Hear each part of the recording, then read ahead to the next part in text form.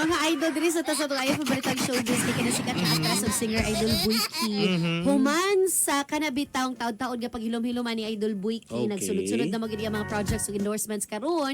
O gipormal na gyud niya nga Formal na? Mirenew iyahang kontrata Idol Buiki under sa Dakong network nga gisugdan gyud niini kahinumduman di ba ni apil ba ni siya katong nga reality show nga kabahin dito sa mga talento Idol Buiki. Katabi dog Starstruck.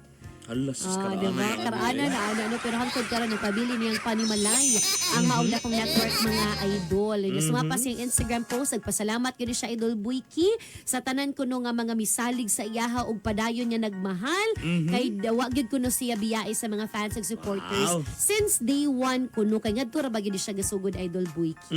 Wa nilain pa si Janeline Mercado.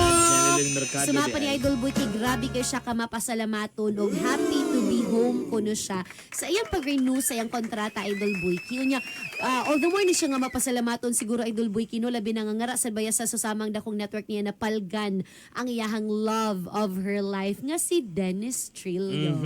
Muna nga itong ayaf ang balitang showbiz. Congrats sa kay